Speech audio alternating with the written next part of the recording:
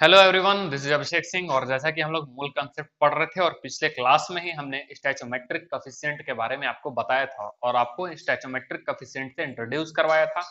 इस सेशन में balanced chemical reaction यानी कि बैलेंस्ड केमिकल इक्वेशन जो है उससे रिलेटेड क्वेश्चन यानी उस चीज को हम देखने वाले हैं और उससे रिलेटेड जो क्वेश्चन है मूल कंसेप्ट के वो हम देखने वाले हैं। यानी कि अब जो है वो क्वेश्चन केवल और केवल परसेंटेज तक ही नहीं सीमित रह जाएगा। यहाँ पर आपको देखने को मिलेगा केमिकल रिएक्शंस और केमिकल इक्वेशन से भी रिलेटेड, यानी कि आपको केमिकल रिएक्शंस जो लैंग्वेज में लिखा हुआ रहेगा उसको समझ करके आपको सीखना पड़ेगा कैसे लिखने के लिए उसका पूरा केमिकल इक्वेशंस लिखना आपको आना चाहिए। बात समझ में आ रहा है? तो आइए आज का सेशन स्टार्ट करते हैं हम लोग स्टोइचोमेट्रिक कोएफिशिएंट से, जिसके बारे में भी हम पहले डिस्कस कर चुके हैं। ठीक है, ठीक है। तो जैसे कि देखेंगे यहाँ पे क्या बोल रहे हैं हम, स्टोइचोमेट्रिक कोएफिशिएंट। ठीक है,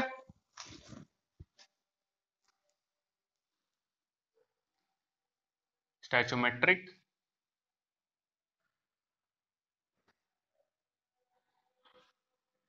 कोफिशिएंट। क्लियर है ये चीज? इसके बारे में हम लोग क्या लिखे थे कि ये क्या होता है, coefficient in which coefficient in which coefficient in which reactants are reacting. ठीक है, रिएक्टेंट्स किसके बारे में लिखा हुआ था? Coefficient in which reactants are are reacting and products. ठीक है, एंड प्रोडक्ट्स आर प्रोड्यूसिंग। ठीक है, reactants are reducing, reacting and products are producing. ठीक है, and these are always known as and and these are these are always, ठीक है, these are always known from balanced chemical equation, always known in balanced chemical equation। ठीक है, क्या बोला गया है कि इसके बारे में तो बताए हैं, जैसे कि हम क्या बोले हैं, जैसे एक सिंपल रिएक्शन हम ले लेते हैं H2। ठीक है, 2H2 प्लस O2 क्या बन जाएगा, 2H2, 2H2O। तो हम क्या बोले कि ये वाला जो चीज है यही इसका क्या है, यस, स्टोइचोमेट्रिक कोफिशिएंट। अब यहाँ पे O के बगल में कुछ नहीं, इसका मतलब क्या है, यहाँ मान लेंगे 1 है, कुछ नहीं, इसका मतलब क्या है, 1 है, और यहाँ पे 2 है। तो ये जो 2, 1 और ये जो 2 हो गया वो क्या हो गया, इसका स्टोइचोमेट्रिक कोफिशिएंट हो गया। बात समझ में आया? क्या बोलेंगे इसको, स्टोइचोमेट्रिक कोफिशिएंट इसको कहेंगे। और कोई भी यदि हम बैलेंस्ड केमिकल इक्वेशन की बात करें तो उस बैलेंस्ड केमिकल इक्वेशन में आपको स्टोइचोमेट्रिक कोफिशिएंट पहले से दिया हुआ रहेगा। Is that clear? उस बैलेंस्ड केमिकल इक्वेशन में आपको स्टोइचोमेट्रिक कोफिशिएंट दिया रहेगा। जैसे कि हम मान लेते हैं कुछ पहले केमिकल इक्वेशंस भी देखेंगे, उसको बैलेंस भी आप करेंगे हिट एंड ट्रायल मेथड से, जो आप क्लास 10th में सीख चुके हैं। ठीक है, जैसे कि हम बात कर रहे हैं यहाँ पे, जैसे कि आपको बोलेगा कि 1 मोल ऑफ नाइट्रोजन, इसको हम लोग क्या बोलेंगे, 2 mole of hydrogen reacts with 1 mole of oxygen and gives 2 mole of water. ठीक है, ऐसे हम इसको कहेंगे, बताए थे ना, मोलर रेशियो इसको कह रहे हैं। उसी प्रकार से हम क्या कहें कि नाइट्रोजन, ठीक है, नाइट्रोजन रिएक्ट्स विथ हाइड्रोजन। ठीक है, nitrogen reacts with hydrogen and it gives ammonia. क्या दे दिया, एमोनिया। बात समझ में आया? क्या दे दिया, एमोनिया। तो अब ये क्या है, अनबैलेंस्ड है। कैसे अनबैलेंस्ड है? क्योंकि एलएचएस में जो नंबर ऑफ एटम्स है वो इक्वल नहीं है आरएचएस के।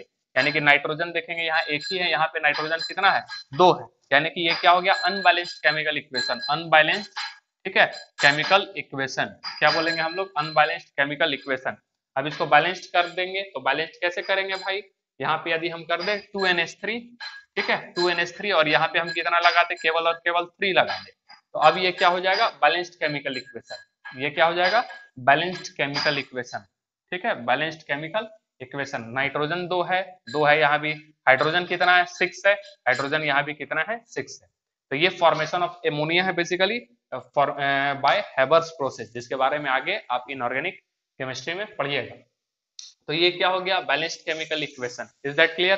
अब यदि हम इसका स्टैचोमेट्रिक का बात करें, अच्छा ये पूछे कि किस रेशियो में यदि है, तो किस रेशियो में हम इसको कहेंगे, ये 1:3 किस में है, 2 में, यही वाला, यहाँ कुछ नहीं, इसका मतलब 1 है, ये 3 नजर आ रहा है और ये 2 है, किस रेशियो में होगा, ये मोलर रेशियो क्या हो जाएगा, 1:3:2 में है।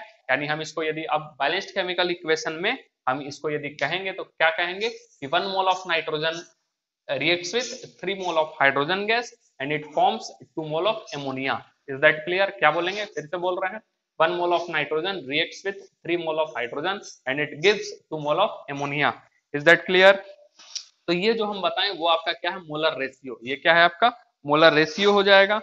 और जैसे कि हम एग्जांपल देते हैं, जैसे C+O2 क्या हो जाएगा आपका CO2, तो यहाँ पे मोलर रेशियो क्या हो जाएगा 1:1:, ठीक है 1, यानी कि तीनों का तीनों जो है एक एक रेशियो में है। कहने का मतलब कि यदि हम ऑक्सीजन बोलेंगे 50 मोल हम लिए हैं और कार्बन डाइऑक्साइड बना है, तो बैलेंस्ड केमिकल इक्वेशन यदि ये है, ये क्या है बैलेंस्ड केमिकल इक्वेशन, तो इससे अपने को समझ में आ रहा है कि एक मोल ऑक्सीजन ले रहे हैं हम, तो एक मोल जो है वो कार्बन का भी जरूरत पड़ रहा है, किस चीज का फॉर्मेशन के लिए, कार्बन डाइऑक्साइड का फॉर्मेशन के लिए। यानी कि ये एक सिंपल सा केमिकल बैलेंस्ड केमिकल इक्वेशन है, कार्बन का रिएक्शन ऑक्सीजन के साथ, ठीक है। और बेसिकली ये कंबसन रिएक्शन भी होता है, हाइड्रोकार्बन कार्बन का बर्निंग, ठीक है, किसके प्रेजेंस में जलेगा, वो बर्न करेगा, ऑक्सीजन के प्रेजेंस में ही होगा। तो ये क्या हो रहा है, carbon burn in the presence of oxygen and it forms carbon dioxide, क्या बन रहा है, ये कार्बन डाइऑक्साइड बन रहा है। तो ये यहाँ पे देखेंगे कि जब ये रिएक्शन हो रहा है तो कार्बन एक है और ऑक्सीजन भी 1 मोल है, कितना मोल है, 1 मोल है, और कार्बन डाइऑक्साइड भी क्या बना है, 1 मोल है। यानी हम यदि कहें कि 50 मोल O2, ठीक है, इस रिएक्शन में पार्टिसिपेट कर रहा है, तो जाहिर सी बात है 1:1 में ये रिएक्शन होता है, तो 50 मोल क्या जरूरत पड़ेगा अपने को, कार्बन, और 50 मोल बनेगा क्या, carbon dioxide. Is that clear? यदि हम कह रहे हैं कि 1 मोल N2 है, ठीक है, या हम कहें कि 2 मोल N2 है, तो जाहिर सी बात है अब क्या हो जाएगा, 3 टाइम्स हो जाएगा, क्योंकि ये किस रेशियो में है, 1:3:2 में है। तो यदि हम इसको लेते हैं 2, तो ये हो जाएगा 2 3 जा 6 और ये हो जाएगा 2 2 4। Are you getting my idea? Clear है हम क्या बताना चाह रहे हैं? That is the molar ratio, जिससे ये पता चल जाएगा कि कौन कितने मोल में है। एक का भी यदि आपको पता रहेगा तो दूसरा का हम बता सकते हैं बैलेंस्ड केमिकल इक्वेशन के मदद से। और यदि हम एग्जांपल लें तो जैसे कि Mg, ठीक है, और प्लस O2, मैग्नीशियम को ऑक्साइड ऑक्सीजन के प्रेजेंस में बर्न कर रहे हैं हम लोग, तो मेटल है, मेटल जब ऑक्सीजन के प्रेजेंस में आता है तो क्या बनाता है, मेटल ऑक्साइड, तो ये क्या बना जाएगा, MgO। ये रिएक्शन आप क्लास 10 में पढ़े हैं, ठीक है, तो ये हो जाएगा आपका, बैलेंस्ड करेंगे तो 2 Mg और ये 2 MgO, ये बैलेंस्ड केमिकल इक्वेशन अब हो गया। मोलर रेशियो क्या हो जाएगा, 2:1:2, ठीक है, 2:1:2। Is that clear? उसी प्रकार से यदि और हम रिएक्शन देखें तो एल का, एल्युमिनियम का यदि रिएक्शन हम किसके साथ करवा दें, ऑक्सीजन के साथ, एल्युमिनियम का रिएक्शन ऑक्सीजन के साथ करवाएं, तो वेल नोन जो इसका ऑक्साइड है एल्युमिनियम का, वो क्या बनता है, Al2O3 क्या बनता है, Al2O3। अब यहाँ ऑक्सीजन कितना है, 3 है, ऑक्सीजन कितना है, 3 है, और ऑक्सीजन 3 है, एल्युमिनियम कितना है, 2 है, ठीक है। अब इसको आप यहाँ पे सिंपली तरीके से यदि हम करें भी, तो यहाँ पे ऑक्सीजन को क्या करना पड़ेगा, एटलीस्ट 2 से मल्टीप्लाई कर देंगे हम, तो जैसे ही 2 से मल्टीप्लाई करेंगे तो एल्युमिनियम कितना हो जाएगा, 4, और ऑक्सीजन कितना हो जाएगा, 6। तो ये तो 2 है, तो इसको 6 बनाने के लिए क्या करेंगे, 3 से हम लोग कर देंगे, तो 3 2 6 हो जाएगा, और इसको बैलेंस करने के लिए क्या करेंगे, 4, ठीक है। तो अब ये जो होगा रिएक्शन वो बैलेंस्ड केमिकल इक्वेशन हो गया, ठीक है, बैलेंस्ड केमिकल इक्वेशन हो गया। ये भी बैलेंस्ड केमिकल इक्वेशन जिसमें हम कह सकते हैं कि 4 mole of aluminium reacts with 2 mole of oxygen and it gives 2 mole of aluminium oxide. Is that clear? तो ये ध्यान में रखना, मोलर रेशियो जिस चीज का हम बात कर रहे हैं, और ये जो नंबर है स्टैचोमेट्रिक कोफिशिएंट, इसी को कहेंगे, इसको क्या कहेंगे, स्टैचोमेट्रिक कोफिशिएंट। कितना स्टैचोमेट्रिक कोफिशिएंट है, 2। कितना स्टैचोमेट्रिक कोफिशिएंट है इसका, 3। कितना स्टैचोमेट्रिक कोफिशिएंट है इसका, 4। Is that clear? समझ में आ रहा है? और यदि एग्जांपल हम ले ले तो CO, ठीक है, किसका, CO, ठीक है, CO कार्बन मोनोऑक्साइड रिएक्ट कर रहा है किसके साथ, ठीक है, O2 के साथ, ठीक, बात समझ में आ रहा है। और ये क्या बन जाएगा, क्या बन जाएगा, CO2, क्या दे रहा है ये, CO2 दे रहा है। क्लियर है? कुछ भी हो सकता है, रिएक्शन होगा। तो अब इसको हम बैलेंस्ड करने के लिए क्या करेंगे, यहाँ पे अपने को ऑक्सीजन इस साइड में कम पड़ रहा है, अब इस साइड में ऑक्सीजन कम है, तो यहाँ हम 2 से यदि कर दें तो कार्बन भी कितना हो जाएगा, 2, कार्बन भी कितना हो गया, 2। तो अब यदि हम यहाँ पे 2 कर दें तो टोटल ऑक्सीजन कितना हो जाएगा, 4 नजर आ रहा है। तो यहाँ पे और 2 यहां से, तो ये 2 2 जा 4, ऑक्सीजन 4 और कार्बन कितने हो गए 2, कार्बन कितने हो गए 2, तो फिर से ये बैलेंस्ड केमिकल इक्वेशन हो जाएगा। ठीक है, और मोलर रेशियो क्या हो जाएगा 2:1:2, ठीक है 2:1:2, इस तरीके में ये आ जाएगा। और यदि हम लेना चाहें तो क्या ले लेंगे हम लोग CH4, ठीक है CH4 का रिएक्शन किसके साथ हो रहा है O2 का, हाइड्रोकार्बन है, हाइड्रोकार्बन है, तो हाइड्रोकार्बन का रिएक्शन जब ऑक्सीजन के साथ होता है तो क्या बनता है आपका, यस बनता है कार्बन डाइऑक्साइड और साथ ही साथ वाटर, कार्बन डाइऑक्साइड और वाटर का फॉर्मेशन करता है, कंबशन रिएक्शन हो जाएगा, जल रहा basically methane is born in the presence of oxygen, it forms carbon dioxide and water, what it forms carbon dioxide and water, तो क्या बन जाएगा ये CO2, ठीक है, और साथ ही साथ क्या मिलेगा H2O, CO2 और साथ ही साथ क्या मिलेगा H2O, इज दैट क्लियर। अब इसको यदि हम बैलेंस्ड करने जाएंगे तो कार्बन एक है, हाइड्रोजन कितना है 2, लेकिन यहाँ पे हम लोग हाइड्रोजन को क्या करेंगे, यदि हम 2 कर दें तो ये हो जाएगा आपका 4 हाइड्रोजन, लेकिन ऑक्सीजन 4 है, ठीक है, तो यहाँ पे हम यदि 2 लगा दें तो ये कंप्लीट बैलेंस्ड केमिकल इक्वेशन आपका कहलाएगा। बात समझ में आया। अगला यदि हम ले ले C3H8, ठीक है, क्या ले लेते हैं C3, ठीक है C3H8, और C3H8 का रिएक्शन O2 के साथ करवाते हैं तो वही CO2 ही बनेगा और साथ ही साथ क्या बनेगा पानी आपका बनेगा, लेकिन इसको बैलेंस्ड करना पड़ेगा। यहाँ पे कार्बन 3 है, हाइड्रोजन 8 है, लेकिन इस साइड में हाइड्रोजन केवल 2 है, तो यदि हम इसको 4 से, हाइड्रोजन तो यही बढ़ सकता है ना, तो 4 से यदि हम कर दें तो क्या हो जाएगा हाइड्रोजन 8 हो जाएगा और ऑक्सीजन साथ ही साथ 4 तो 6 हो जाएगा। तो ऑक्सीजन आपको कितना नजर आ रहा है केवल 2, 6 बनाना है तो यहाँ कर देंगे 3 से मल्टीप्लाई, इज दैट क्लियर, तो ये भी बन जाएगा 6। कार्बन कितना है 3, एक सेकंड, कार्बन कितना है यहाँ पे 3, यहाँ नहीं करते हैं क्योंकि यहाँ करेंगे तो ऑटोमेटिकली ऑक्सीजन अपने आप बढ़ जाएगा, तो इसलिए हम यहाँ पे कर देंगे 3, तो 3 2 जा 6, ये आपका हो गया ऑक्सीजन, कार्बन कितना हुआ 3, यहाँ भी कार्बन 3, हाइड्रोजन कितना 8, यहाँ भी हाइड्रोजन 8, लेकिन ऑक्सीजन इस साइड में कितना है, ऑक्सीजन है 3 2 जा 6 और 4 2 जा 8, ठीक है, तो 8 6 कितना हो गया 14, ठीक, तो अब यहाँ पे हम लोग कितना कर देंगे 7, तो ऑक्सीजन कितना हो जाएगा 7 2 जा 14, ठीक है, नहीं गड़बड़ हुआ क्या, 2 4 3 4, हाँ ठीक है, तो ऑक्सीजन कितना 3 दूना 6, ओ सॉरी 6 4 10 ना केवल, तो ये हो जाएगा आपका 5, ठीक है, कितना हो जाएगा केवल और केवल 5, तो ये आपका क्या हो गया balanced chemical equation, is that clear, समझ में आ रहा है। तो इस बेसिस पे यानी कि क्वेश्चन में अब क्या रहेगा ना आपका लिखा हुआ रहेगा कि ये रिएक्ट कर रहा है इसके साथ, जैसे कि C3H4 या CH4 bond in the presence of oxygen it forms ये एंड ये, बात समझ में आया, तो वो रिएक्शन तो लिखना पड़ेगा, साथ ही साथ आपको उसको बैलेंस्ड केमिकल इक्वेशन में भी आपको बनाना पड़ेगा, बैलेंस्ड करना पड़ेगा, क्योंकि बैलेंस्ड करने के बाद आपको उसका स्टैचोमेट्रिक कोफिशिएंट आपको मिलेगा, ठीक है, या फिर जो थोड़ा टफ केमिकल इक्वेशन होगा उसमें आपको रिएक्शन जो रहेगा इक्वेशन जो रहेगा वो दिया हुआ रहेगा पहले से, ठीक है, और फिर उसको आपको आगे क्वेश्चन में फिर से उसको इस्तेमाल करना है, यूज करना है। तो आगे इसी से रिलेटेड हम लोग देखेंगे interpretation of balanced chemical equation, और बताते हैं कि इसका किस तरीके से एप्लीकेशन वहां पे मिलेगा और कैसे कैसे पहले सीखेंगे कि ये क्या होता है, क्या इसका कैसे यूज होगा, और फिर क्वेश्चन में हम लोग इसका एप्लीकेशन देखेंगे।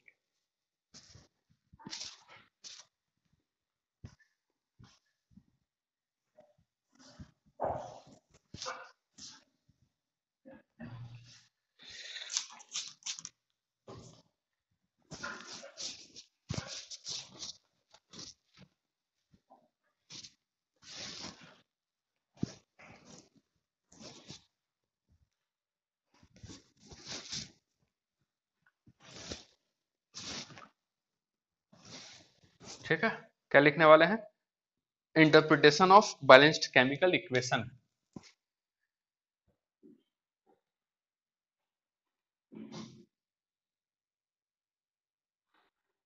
बैलेंस्ड केमिकल इक्वेशन, ठीक है, interpretation of balanced chemical equation, और इस चीज में अपने को पढ़ना है सबसे पहले स्टैचोमेट्री एंड स्टैचोमेट्रिक कैलकुलेशंस, ठीक है, स्टैचोमेट्रिक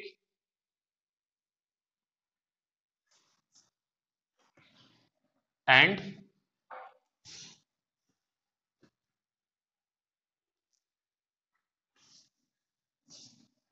स्टैचोमेट्रिक कैलकुलेशन। ठीक है, ये अपने को देखना है। क्लियर है, बात समझ में आया? जिसमें सबसे पहला अपने को पढ़ना है मोल मोल एनालिसिस। मोल मोल एनालिसिस, मोल वाइज हम लोग जा रहे हैं। तो सबसे पहले जो हम लोग देखने जा रहे हैं वो देखने जा रहे हैं मोल। ठीक है, मोल एनालिसिस। समझेंगे इसको किस तरीके से करने वाले, यानी कि मोल्स का इसमें इंपॉर्टेंस होगा। किसका होगा? मोल्स, खास करके। बात समझ में आया? किसका? जो नंबर ऑफ मोल्स निकालते थे ना, गिवन मास अपन मोलर मास, उससे रिलेटेड ये होने वाला। ठीक है, और इसमें आपको एप्लीकेशन किसका मिलेगा? स्टैचोमेट्रिक कॉफिशिएंट का। तो बता चुके हैं स्टैचोमेट्रिक कॉफिशिएंट क्या हो रहा है। यहाँ पे बैलेंस्ड केमिकल इक्वेशन का भी एप्लीकेशन यहाँ पे होगा, और साथ ही साथ मोल मोल एनालिसिस अपने को करना है यहाँ पे। ठीक है, तो जैसे कि अपने पास एक रिएक्शन है। कौन सा रिएक्शन है?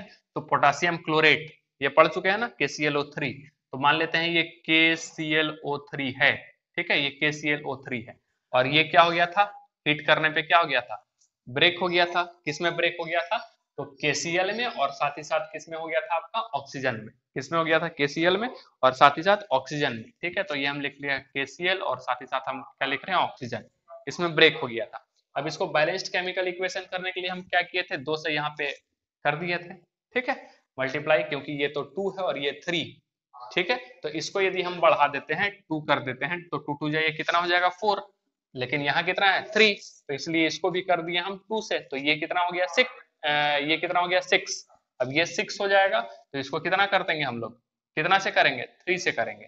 तो 3 2 जा कितना हो जाएगा? ये भी 6 हो जाएगा। लेकिन पोटेशियम यहाँ 2 है, तो यहाँ पे 2 लाने के लिए पोटेशियम को क्या करेंगे? 2 से ये कर देंगे मल्टीप्लाई। ठीक, तो इसका यदि हम बात करें स्टैचोमेट्रिक कॉफिशिएंट, तो इसका कितना हो जाएगा? 2, इसका कितना हो जाएगा? 2, और इसका कितना हो जाएगा? 3। Is that clear? अब ध्यान से, अब एक इक्वेशन लिखने जा रहे हैं, उसका बहुत ही ज्यादा इंपॉर्टेंस है। तो क्या इंपॉर्टेंस है? ये हम लिख रहे हैं n। n represents number of mole, number of moles of KClO3 upon stoichiometric coefficient. ठीक है, और स्टैचोमेट्रिक कॉफिशिएंट कितना है? यहाँ पे कितना है? हम SC लिख दे क्या स्टार्टिंग में? SC, उसके बाद फिर हम नीचे लिख देंगे। ठीक है, तो ये हम लिख रहे हैं SC, that is stoichiometric coefficient, is equal to क्या लिख रहे हैं? Number of moles of KCl upon SC, और इज इक्वल टू का साइन है, ध्यान रखना है। क्यों हो रहा है ये भी बता रहे हैं। और ये number of moles of O2, और साथ ही साथ लिख रहे हैं stoichiometric coefficient. Is that clear?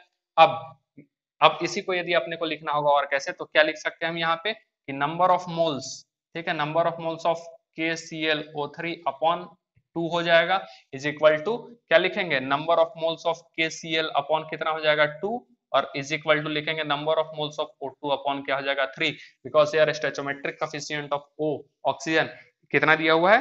3 दिया हुआ है। बात समझ में आ रहा है? तो इस इक्वेशन को ही हम लोग आगे जो है वो देखने वाले हैं। ये इक्वेशन आपको ध्यान में रखना होगा। क्यों? क्योंकि यदि आपके पास बैलेंस्ड केमिकल इक्वेशन क्या दिया हुआ है? बैलेंस्ड केमिकल इक्वेशन यदि है आपके पास, आप बैलेंस्ड उसको किए हुए हैं, तब हम क्या करेंगे? यहाँ पे स्टैचोमेट्रिक कॉफिशिएंट मान लेते हैं, इसका मोल्स निकालना है। किसका मोल्स निकालना है? KCl का नंबर ऑफ मोल्स निकालना है। ठीक है, और क्वेश्चन में एक ना एक का आपको दिया हुआ रहेगा, या तो मोलर मास दिया रहेगा, या दिया रहेगा कि कितने ग्राम में मौजूद है, यानी उतना आपको इंफॉर्मेशन दिया रहेगा जिससे कि आप क्या निकाल लें? इसका नंबर ऑफ मोल्स निकाल लें। और यदि आप इसका नंबर ऑफ मोल्स निकाल लेंगे तो डिवाइडेड बाय 2 है, is equal to n KCl upon 2 है, तो यहाँ पे नंबर ऑफ मोल्स आप किसका निकाल सकते हैं? KCl का निकाल सकते हैं। अब नंबर ऑफ मोल्स निकल गया, तो फिर आप उसका वेट हो गया, चाहे गैस है तो उसका वॉल्यूम हो गया, वो सारा चीज हम लोग डिटरमाइन कर सकते हैं। Is that clear? बात समझ में आ रहा है? क्वेश्चन देखते हैं तो आपको क्लियर होगा कि हम क्या और आपको कहना चाह रहे हैं।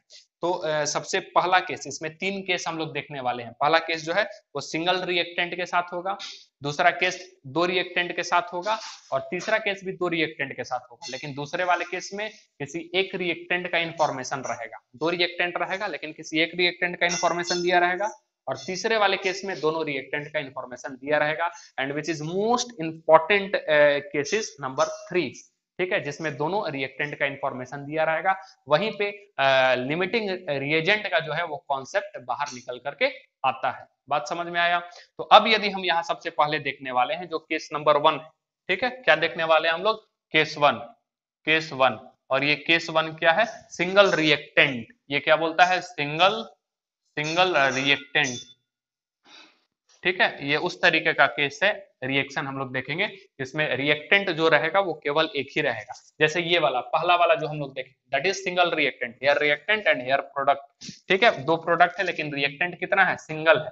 तो इस तरह का जो भी हम यहाँ पे देखने वाले हैं क्वेश्चन, वो सिंगल रिएक्टेंट का रहेगा। For example, calculate moles of KCl and O2, question है calculate calculate moles of KCl and O2, ठीक है, KCl एंड O2 प्रोड्यूस्ड,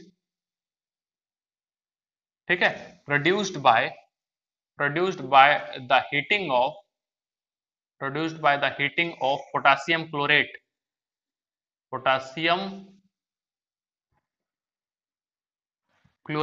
ठीक है, पोटासियम क्लोरेट या KClO3 दिया हुआ है, प्रोड्यूस्ड, एक सेकेंड, प्रोड्यूस्ड व्हेन, एक डेटा दिया हुआ है, when 367.5 gram, when 367.5 gram of KClO3 is heated, ठीक है, कितना ग्राम KClO3 को हम लोग हीट कर रहे हैं, 367.5 ग्राम KClO3 को हम लोग क्या कर रहे हैं, हीट कर रहे हैं। बात समझ में आया, क्लियर है? यानी कि रिएक्शन अब अपने को क्या क्या यही वाला रिएक्शन है। तो रिएक्शन क्या है, पोटासियम क्लोरेट है यानी कि KClO3, और इसको हम लोग हीट कर रहे हैं तो क्या बन रहा है, KCl और साथ ही साथ O2, और इसको यदि हम बैलेंस करेंगे तो ये कितना था, 3, यही था ना, 3 2 और ये 2, इज दैट क्लियर? ये बैलेंस्ड हो गया, स्टोइचोमेट्रिक पता चल गया अपने को। अब क्या करेंगे, तो निकालना किसका है, क्या दे दिया है आपका, ये दिया है, और निकालना किसका मोल्स है, इसका मोल्स निकालना और इसका मोल्स निकालना, बड़ा आसान है, इसी कैलकुलेशन से हम लोग जाएंगे। क्लियर है? तो अब नंबर मोल्स निकालेंगे सबसे पहले किसका, इसका, कैसे, गिवन मास दिया है अपॉन क्या कर देंगे, मोलर मास, तो given mass N is equal to क्या हो जाएगा, हम इसके नीचे इसी का लिख रहे हैं, ठीक, सबके नीचे उसका लिखेंगे, तो इसके लिए क्या हो जाएगा आपका, मोल्स, नंबर ऑफ मोल्स इसका कितना हो जाएगा 367.5, और अपॉन इसका मोलर मास यदि निकालेंगे, और मोलर मास में इस 2 को इंक्लूड नहीं करना है, ध्यान में रखना है, ऐसा नहीं कि मल्टीप्लाइड बाय 2 कर देंगे, या KCl का मल्टीप्लाइड बाय 2 कर देंगे, या O2 का मल्टीप्लाइड बाय 3 कर देंगे, ऐसा नहीं करना है, ये महागलती हो जाएगा, ठीक है। और मोलर मास इसका निकालेंगे हम लोग तो कितना आ जाएगा 122.5, और ये आपका आ जाएगा 3, यानी कि नंबर ऑफ मोल्स यहाँ से कितने आ गए 3। अब यदि हम इस इक्वेशन पे सेट करें, यदि हम किसके लिए नंबर ऑफ मोल्स निकालें, KCl के लिए, यानी हम सबसे पहले किसका निकालें, कैलकुलेट मोल्स ऑफ KCl, ठीक है, फॉर मोल्स ऑफ KCl, तो KCl के लिए मोल्स के लिए क्या करेंगे, ये इक्वेशन यानी N, ठीक है, NKClO3 अपॉन स्टोइचोमेट्रिक कितना दिया हुआ है 2 इज इक्वल टू, ठीक है, इज इक्वल टू क्या हो जाएगा, ये KCl NKCl अपॉन क्या हो जाएगा स्टोइचोमेट्रिक 2, ठीक है, यानी कि अब हम लिख सकते हैं 3/2 is equal to NKCl upon 2, ठीक है। तो अब देख लीजिए क्या हो जाएगा, यानी NKCl इज इक्वल टू क्या हो जाएगा, ये हो जाएगा मल्टीप्लाई, यानी 6/2, यानी कि ये हो जाएगा 3, यानी कि number of moles of KCl कितना निकल गया 3, ठीक। अब यदि हम यही वाला चीज किसके लिए अप्लाई करते हैं, यही वाला सेम चीज अप्लाई करते हैं फॉर O2, ठीक है, फॉर O2, तो फॉर O2 यदि करेंगे ना तो आपका कितना आ जाएगा, ठीक, फॉर O2 यदि करेंगे तो ठीक उसी प्रकार से अब हम डायरेक्ट पुट कर रहे हैं वैल्यू, NKCl का कितना हो जाएगा, NKCl का दिया हुआ है 3, ठीक है, 3/2 इज इक्वल टू, निकालना किसका है, ऑक्सीजन का NO2, तो NO2 हम लिख दे रहे हैं NO2 और अपॉन स्टोइचोमेट्रिक कोएफिशिएंट 3, ठीक है, तो यहाँ पे NO2 इज इक्वल टू क्या हो जाएगा, NO2 इज इक्वल टू 9/2, ये आपका आंसर देखने को मिलेगा। बात समझ में आया, यानी कि NKCl कितना मोल्स है 3 मोल्स है, ठीक है, और ये O2 कितना मोल्स है, केवल और केवल 9/2, यानी कि 4.5 मोल्स है यहाँ पे, ठीक है, इज दैट क्लियर? तो इस तरीके का क्वेश्चन आपको देखने को मिलेगा, ये एकदम बेसिक है जिसमें केवल हम मोल्स निकाले हैं, लेकिन मोल्स निकालने के बाद आगे हम कोई भी काम कर सकते हैं, आपका वॉल्यूम निकाल सकते हैं यदि गैस वगैरह है दिया हुआ है, फिर उसका मास निकाल सकते हैं। बस ध्यान में ये रखना है कि यदि एक का इंफॉर्मेशन दिया हुआ है और यदि वो बैलेंस्ड केमिकल इक्वेशन है तो आगे हम किसी का भी जो प्रोडक्ट है उसका, या फिर और कोई रिएक्टेंट यदि दिया है, अभी तो सिंगल वाला पढ़ रहे हैं, और कोई प्रोडक्ट है इसका निकाल सकते हैं, इसका निकाल सकते हैं, कोई भी यदि रहेगा तो हम उसका निकाल सकते हैं। क्यों? क्योंकि अपने को क्या पता चल जा रहा है, स्टोइचोमेट्रिक कोएफिशिएंट पता चल जा रहा है और साथ ही साथ molar ratio. Is that clear? मेरा बात समझ में आ रहा है? आगे कुछ क्वेश्चन देखते हैं जिससे और कॉन्सेप्ट क्लियर होगा। हम तो इसको मिटा रहे हैं यहाँ, लेकिन आप नहीं मिटाइएगा, ठीक है? आपको नहीं हटाना है, जगह का कमी है, ठीक है? तो अगला क्वेश्चन हम लोग लिख रहे हैं, क्या बोलता है? Calculate volume of CO2 gas. Question है calculate volume of CO2 gas, ठीक है? अब ये वॉल्यूम निकाल रहा है, देख रहे हैं? तो वॉल्यूम निकालेंगे तो क्या जरूरत पड़ेगा? मोल्स का ही जरूरत पड़ेगा। Calculate volume of gas in litre, in litre, ठीक है? प्रोड्यूस्ड एट STP, ठीक है? प्रोड्यूस्ड एट STP, ठीक है? STP पे बन रहा है by heating 25 gram of calcium carbonate, by heating 25 gram of calcium carbonate COCO3, ठीक है? By heating of 25 gram of calcium carbonate. Is that clear? अब कैल्शियम कार्बोनेट का हीटिंग, ये हीटिंग इफेक्ट है, सिंपल सी बात है। क्या दे दिया? Calcium carbonate. आपको क्या लिखना? Ca, पहले तो लिखना है इसको, केमिकल इक्वेशन को, CaCO3 है बेटा, हीट कर रहा है, और हीट करने पे क्या बन जा रहा है? कार्बन डाइऑक्साइड तो मिल ही रहा है। अब कार्बन डाइऑक्साइड मिल गया तो इसमें से बच क्या गया? CaO, ये CaO कैल्शियम ऑक्साइड, और ये रिएक्शन भी बड़ा क्या कह सकते हैं, फेमस रिएक्शन है, ठीक है? हीटिंग इफेक्ट का, ये भी आप क्लास 10 में देखे होंगे। कार्बन डाइऑक्साइड और CaO मिलता है, और ये कंप्लीट बैलेंस्ड केमिकल इक्वेशन है। ये बेटा 1:1:1 के मोलर रेशियो में है। Is that clear? अब कितना दिया हुआ है ये? CO2 कितना बन रहा है? 25 ग्राम ऑफ CO2, ठीक है? कितना CO2 निकल रहा है? 25 ग्राम, ठीक है? और वॉल्यूम, अच्छा सॉरी, वॉल्यूम किसका कैलकुलेट करना है? CO2 गैस का, और आपका दिया कितना है? 25 ग्राम ऑफ कैल्शियम कार्बोनेट, यानी मोल्स निकाल लेंगे, गिवन मास है 25 और मोलर मास इसका करेंगे तो आ जाएगा आपका 100, और ये हो जाएगा 1/4। और यदि ये 1/4 है मोल्स, तो जाहिर सी बात है इस कार्बन मोनोऑक्साइड का भी, ठीक है, सॉरी कार्बन डाइऑक्साइड का भी CO2 का जो नंबर ऑफ मोल्स आएगा वो भी 1/4 आएगा। क्यों? क्योंकि ये 1:1:1 के रेशियो में है। यदि ये 1 है तो ये भी 1 है, और ये भी 1 है, और इसका भी मोल्स कितना आएगा?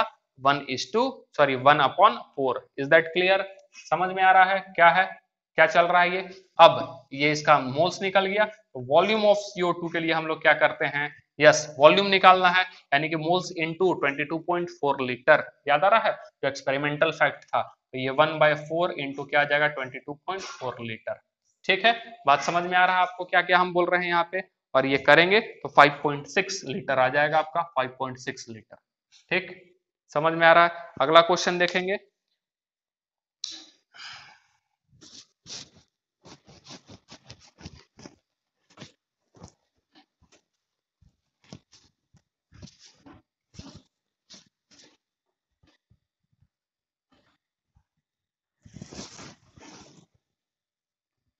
ठीक है, अगला क्वेश्चन देखेंगे। अगला क्वेश्चन क्या बोलता है कि सिल्वर कार्बोनेट है, ठीक है, Ag2CO3, क्या है ये? इसमें पहले से दिया हुआ है Ag2CO3, और इसको क्या कर रहा है बेटा? हीट कर रहा है। Ag2CO3 को क्या कर रहा है? हीट कर रहा है, और बन रहा है Ag, ठीक है, 2Ag सॉलिड में बन रहा है, ठीक है? और साथ ही साथ आपका कार्बन डाइऑक्साइड और ऑक्सीजन CO2, ठीक है, और साथ ही साथ क्या है? 1/2O2। ये इस प्रकार से बनता हुआ, यानी केमिकल इक्वेशन ये आपका दिया हुआ है। Is that clear? और ये क्या बैलेंस्ड केमिकल इक्वेशन है? 2 और 1 3, यस, बैलेंस्ड केमिकल इक्वेशन, ठीक है? अब क्या बोलता है? पहला क्वेश्चन है, दो क्वेश्चन है, कहता है कि कैलकुलेट वेट ऑफ रिड्यूस्ड, ठीक है, रिड्यूस, कैलकुलेट वेट ऑफ, कहता है पहला कैलकुलेट, ठीक है, weight of reduce, calculate weight of reduce obtained, ठीक है, व्हेन, सॉरी रेसिड्यू है, ठीक है, रेसिड्यू ऑब्टेन्ड, ठीक है, व्हेन, ठीक है, obtained when 55.2, when 55.2 gram of Ag2CO3, ठीक है, Ag2CO3 इज हीटेड, ठीक है। क्या निकालना है? वेट निकालना है। और दूसरा वाला क्वेश्चन बोलता है, दूसरा क्या बोलता है कि also calculate total volume of gas evolved at STP, also calculate volume of gas at, ठीक है, volume of gas evolve eight STP, ठीक है, ये चीज बोल रहा है। पहला वेट निकालने बोल रहा है, ठीक है, और साथ ही साथ अच्छा दिया किसका है? दे दिया है AgCO3 का दिया हुआ है, यानी कि हम रिएक्शन यहां लिख देते हैं एक बार फिर से, ठीक है। सॉल्यूशन अब हम लोग कर रहे हैं, तो लिखा हुआ है Ag2CO3 और ये हीट है और ये 2Ag, ठीक है, और साथ ही साथ क्या है? CO2 और साथ ही साथ क्या है? 1/2 O2, ये दे दिया हुआ है और ये दोनों किस फॉर्म में है? गैस के फॉर्म में है। Is that clear? तो अब पहला क्या बोल रहा है? कैलकुलेट वेट निकालने के लिए, पहला क्या बोल रहा है? वेट निकालने के लिए, ठीक है। और वेट भी किसका बोला है? टोटल नहीं, एजी का बोला है क्या?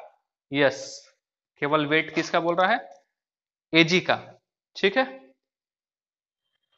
ये ध्यान में रखना है कि ये एजी के लिए बात हो रहा है, एजी, ठीक है, ध्यान में रहेगा। क्लियर है? तो अब क्या करेंगे? ये कितना दे दिया हुआ आपका? एन नंबर ऑफ मोल्स निकालेंगे, जाहिर सी बात है। तो नंबर ऑफ मोल्स निकालेंगे तो फिर कितना निकल जाएगा? 50, गिवन मास कितना दिया हुआ? 55.2, ठीक है। और इसका यदि मोलर मास यदि आप निकालेंगे कैलकुलेट करके तो ये आ जाएगा आपका 276, ठीक है, 276, और ये आ जाएगा 1/5, कितना आ जाएगा? 1/5, ठीक है। अब किसका हम लोग निकाल लेंगे? सबसे पहले एजी का ही निकालेंगे, मोल्स निकालेंगे और फिर वेट निकाल लेंगे। तो मोल्स निकालने के लिए क्या करेंगे? डायरेक्ट फॉर्मूले पे आ जाएंगे, यानी कि moles of AgCO3 upon stoichiometric, और स्टैचोमेट्री इसका कितना है? 1, ठीक है, यानी कि सेम हो जाएगा क्या? करके दिखा दे, ठीक है। एक आता है मोल्स ऑफ AgCO3 और ये हो जाएगा स्टैचोमेट्रिक, दैट इज हो जाएगा 1, और is equal to number of moles किसका? फिर moles of Ag upon stoichiometry यानी कि 2, और इस हिसाब से ये हो जाएगा 1/5 इज इक्वल टू NAG/2, यानी कि NAG इज इक्वल टू, ठीक है, यहाँ पे कितना आ जाएगा? NAG moles of Ag is equal to कितना आ जाएगा? 2/5, कितना आ जाएगा? 2/5, क्लियर है। अब weight of Ag is equal to फिर क्या हो जाएगा? कितना दिया हुआ है? वेट ऑफ Ag यही निकालना है ना, वेट ऑफ Ag, तो मोल्स इनटू क्या हो जाएगा? इसका जो मोलर मास आपका दे दिया है वो यही होगा ना, मोल्स इनटू क्या हो जाएगा? तो मोलर मास आपका दिया हुआ है वो, यानी कि 2/5 इंटू 108, ठीक है, 2/5 इंटू 108, यस। अब इसको आप पूरा कैलकुलेट कर लेंगे तो आपका पास आने वाला है कितना? 43.2, ठीक है, 42 पॉइंट, ये हो जाएगा आपका 8 दूना 16, 6 हाथ में बचा 1 और ये 216 और ये 5, ठीक है। तो ये हो जाएगा अंचक 20, 16, 5 दिया 15 और 5 दूना 10, 43.2 यहाँ पे इसका आ जाएगा, वेट निकल जाएगा। ये रहा पहला क्वेश्चन, ये आ गया पहला वाला। दूसरा क्या बोलता है? दूसरा बोलता है, ठीक है, दूसरा क्या बोलता है? Also calculate volume of gas evolved at STP, ठीक है। तो अब ध्यान में रखना, वॉल्यूम ऑफ गैस बोल रहा है और गैस केवल दो है। कौन कौन से गैस है यहाँ पे? कार्बन डाइऑक्साइड और साथ ही साथ ऑक्सीजन गैस है, कार्बन डाइऑक्साइड और साथ ही साथ ऑक्सीजन गैस है। Is that clear? तो हम केवल उसी दोनों का बात करेंगे, यानी कि एन गैस, ठीक है, एन गैस। अब आपको एक शॉर्टकट बताते हैं, ठीक है। शॉर्टकट क्या है, बात को समझना है। ये नंबर ऑफ मोल्स इसका निकल गया ना, अब इसका नंबर ऑफ मोल्स से इसके नंबर ऑफ मोल्स और इसके स्टैचोमेट्रिक कोएफिशिएंट के मदद से हम किसी का भी नंबर ऑफ मोल्स निकाल सकते हैं डायरेक्ट, यस डायरेक्ट। कैसे निकालेंगे? ध्यान से, कैसे निकालेंगे? ध्यान से, ये टेक्निक आपको लिखना है, यही है आपका सस्ता मजबूत और टिकाऊ, SMT। क्या है ये? सस्ता मजबूत टिकाऊ। अपने को एजी के लिए निकालना है, किसके लिए निकालना है? एजी के लिए, ठीक है। क्या करेंगे? ध्यान से, जिसका निकालना है उसका कोएफिशिएंट को ऊपर, तो जिसका निकालना है उसका कोएफिशिएंट ऊपर, नीचे डिवाइडेड बाय जिसके रेस्पेक्ट में निकाल रहे हैं उसका कोएफिशिएंट, दैट इज ये हो जाएगा 1, ठीक, और multiplied by number of moles जिसके रिस्पेक्ट में निकाल रहे हैं वो, ये क्या हो जाएगा 1/5, यानी कि टोटल क्या हो जाएगा 2/5, यानी नंबर ऑफ मोल्स ऑफ एजी कितना निकलेगा 2/5। अब पुराने वाले मेथड से इस मेथड से चले जाइए, आपको वही आंसर आने वाला है। दूसरा, इसका यदि हम CO2 का निकालते हैं, ठीक है, CO2 का निकालते हैं तो CO2 के लिए फिर क्या, जिसका निकालना है उसका कोफिशिएंट ऊपर, तो ये हो जाएगा 1 अपॉन स्टैचोमेट्रिक कोफिशिएंट 1 इंटू 1/5, यही वाला नंबर ऑफ मोल्स जिसके रिस्पेक्ट में निकाल रहे हैं, और ये बेटा हो जाएगा आपका 1/5। Is that clear? और ऑक्सीजन का यदि हम निकालेंगे फिर से, तो इसके लिए हम थोड़ा नीचे कर देते हैं, यहाँ पे कर देते हैं, ठीक है, क्लियर है ये। तो इसके लिए निकालेंगे तो जिसका निकालना है उसका ऊपर यानी कि 1/2, और अपॉन क्या हो जाएगा फिर यहाँ पे, ये हो जाएगा इसका कोफिशिएंट यानी कि 1, यानी 1/2 ही है, और इंटू कितना हो जाएगा आपका 1/5, यानी कि ये हो जाएगा 1/10। और ये क्या है, सबका नंबर ऑफ मोल्स है, ये क्या है नंबर ऑफ मोल्स, ये निकालने का टेक्निक है, और यही अब हम आगे अप्लाई करने वाले हैं। बेसिकली वो चीज भी यही है, बस डायरेक्ट हम किस तरीके से कर रहे हैं वो हम आपको बता रहे हैं। जिसका निकालना है उसका ऊपर लिखो, जिसके रिस्पेक्ट में निकाल रहे हैं उसका कोफिशिएंट को नीचे लिखो, और नंबर ऑफ मोल जिसके रिस्पेक्ट में निकाल रहे हैं उसको लिखो। Is that clear? समझ में आ गया? अब हम लोग क्या करेंगे, नंबर ऑफ मोल्स किसका निकालना है, वॉल्यूम ऑफ गैस। तो मोल्स तो हम निकाल ही लिए, वॉल्यूम ऑफ गैस अपने को निकालना है, तो क्या करेंगे मोल्स, टोटल मोल्स, और इंटू क्या कर देंगे 22.4 लीटर। बात समझ में आ रहा है? तो टोटल मोल्स जो है वो क्या हो जाएगा आपका, ठीक है, टोटल मोल्स क्या हो जाएगा आपका, तो मोल्स ऑफ कार्बन डाइऑक्साइड और मोल्स ऑफ O2, ठीक है। तो मोल्स कार्बन डाइऑक्साइड कितना है 1/5, और इसका कितना है 1/10, ठीक है। तो कितना आ जा रहा है आपका 3/10, कितना आ जा रहा है आपका 3/10, ठीक है। और अब हम लोग क्या करेंगे, इसका वॉल्यूम ऑफ गैस, और ये हम, हाँ टोटल मोल्स, और ये ध्यान में रखना गैस लिख देना है यहाँ पे, ठीक है। अब अपने को क्या निकालना, वॉल्यूम ऑफ गैस, ठीक है। तो वॉल्यूम ऑफ गैस यदि हम निकालेंगे तो कितना आ जाएगा आपका 3/10 इंटू 22.4 लीटर, और दैट इज ये आ जाएगा आपका 6.72 लीटर। कितना आ जाएगा आपका 6.72 लीटर। तो इसी तरीके से हम क्वेश्चन को देखेंगे, और एक आध क्वेश्चन देखते हैं इस कॉन्सेप्ट पे, आपका क्लियर होगा ये वाला कॉन्सेप्ट कि किस तरीके से हम शॉर्टकट में इसको लिख रहे हैं, ठीक है। यहीं पे क्वेश्चन देख लेते हैं, लिखते हैं question, what weight of calcium bicarbonate. Question है what weight of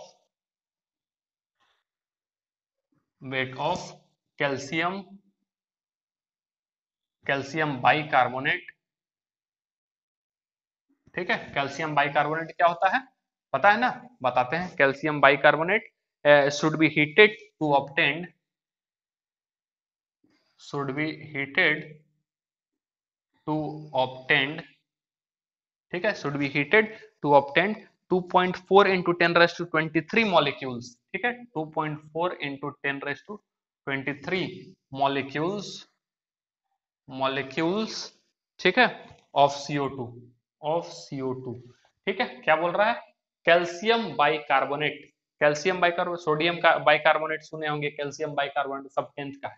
calcium bicarbonate क्या होता है, Ca, क्या हो जाएगा Ca, और बाइकार्बोनेट का क्या होता है H, बाइकार्बोनेट में क्या लग जाता है H, ठीक है, ये पता है ना, CaH, ठीक है, CO3 का होल ट्वाइस, ये हो जाएगा कैल्शियम बाइकार्बोनेट। उसको हीट करते हैं तो ये कर दिया हम लोग हीट, क्या मिलेगा, इतना मॉलिक्यूल्स किसका मिलेगा, CO2 का। एक तो आपका क्या मिल जाएगा CO2, और वो भी कितने मॉलिक्यूल्स मिलेंगे 2.4 into 10⁻23, यस। और साथ ही साथ आपका क्या बन जाएगा, ये रहेगा CO2, और साथ ही साथ बनेगा वाटर, साथ ही साथ क्या बनेगा CO2 और बनेगा वाटर, सॉरी ये तो है एक कैल्शियम कार्बोनेट बन जाएगा, यस, एक बनेगा कैल्शियम कार्बोनेट CaCO3, ठीक है, CaCO3 ये बन जाएगा, ठीक है। और खास बात सारे 1:1 के रेशियो में है, ये बड़ा खुशी की बात है, ठीक है, यानी कि ये जितना होगा उतना ही ये होगा, उतना ही ये होगा, और उतना ही ये होगा। मॉलिक्यूल्स किसका दे दिया है, CO2 का, CO2 का मॉलिक्यूल्स दिया है। नंबर ऑफ मोल्स बेटा कैसे निकालते हैं, यदि मॉलिक्यूल्स दिया है तो मॉलिक्यूल्स अपॉन Na, पढ़े हुए है, पुराना फॉर्मूला है, यानी 2.4 into 10⁻23 अपॉन क्या हो जाएगा 6 into 10⁻23, तो ये आपका कितना आ जाएगा 0.4, कितना आ जाएगा 0.4, ये कैंसिल आउट, और ये 6×24 यानी 0.4, और 0.4 यदि मोल्स इसका इतना आया तो इसका भी उतना ही आएगा, यानी कि वेट ऑफ CaHCO3 का whole two is equal to क्या हो जाएगा 0.4 इंटू, और इसका मॉलिक्यूलर वेट, ठीक है, यानी मॉलिक्यूलर मास इसका निकालेंगे तो आपको आएगा कितना 162, ठीक है, कितना आ जाएगा 162, और आप जब इसको कैलकुलेट करेंगे तो आ जाएगा 64.3। बात समझ में आया? यानी 1.4 जब इसका मोल्स आया ना, ठीक है, किसका, कार्बन डाइऑक्साइड का, तो 1.4 इस 0.4, तो 0.4 इसका भी होगा, 0.4 इसका भी होगा और 0.4 इसका भी होगा। बात समझ में आया? क्योंकि सब का सब 0.4 मोलर रेशियो में है, ठीक है, समझ में आ रहा है? अगला क्वेश्चन देखेंगे, ठीक है।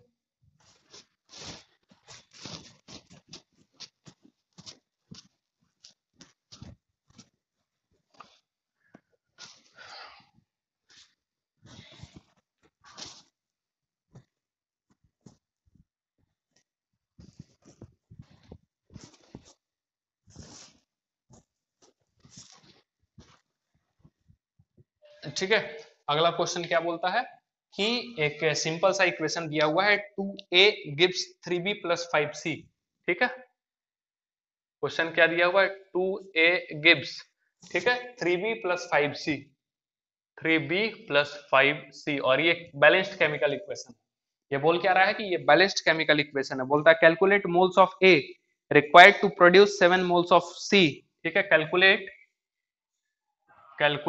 मोल्स ऑफ सी, ठीक है, रिक्वायर्ड, ठीक है, calculate moles of C required to produce 7 moles of C, required to produce, ठीक है, 7 मोल्स ऑफ सी, ठीक है, सी का आपको निकालना है, सॉरी कुछ तो गड़बड़ है, हाँ यहाँ ए होगा, कैलकुलेट मोल्स ऑफ ए का मोल्स आपको निकालना है, ठीक है, और which required to produce 7 moles of C, किसका मोल्स दे दिया हुआ है आपका सी का मोल्स कितना दे दिया हुआ है, यस, बात समझ में आया? यानी कि यदि हम सॉल्यूशन इसका करें तो क्या हो जाएगा, ये क्या दे दिया हुआ है 2a, ठीक है, प्लस 3b, और साथ ही साथ क्या दिया हुआ 5c, अब इसका n बराबर ही क्या दे दिया 7, ये तो खुला खुला कुछ निकालना है ही नहीं। अब यदि इसका मोल्स दे दिया है तो क्या इसका मोल्स नहीं निकलेगा, आराम से निकलेगा, कैसे निकलेगा, अब जिसका निकालना है, इसका निकालने के लिए क्या करेंगे, क्या बोले थे, डायरेक्ट फॉर्मूला, जिसका निकालना उसका कोफिशिएंट ऊपर यानी 2 अपॉन, जिसके रेस्पेक्ट में निकालना उसका नीचे यानी कि 5, और इनटू जिसके रेस्पेक्ट में निकालना है उसका मोल यानी कि 7, समझ में आया?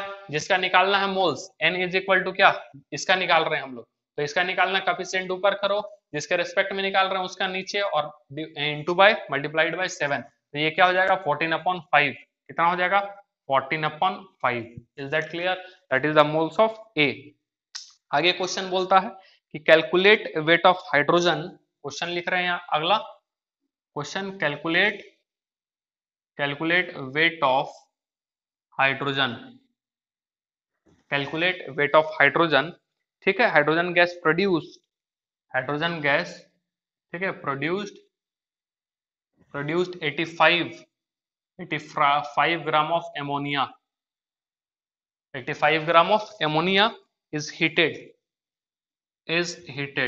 ठीक है, तो क्या बोलता है कि 85 ग्राम ऑफ एमोनिया को हीट करने से जो हाइड्रोजन बन रहा है उसी का आपको क्या निकालना है वेट, तो एमोनिया क्या हो जाता है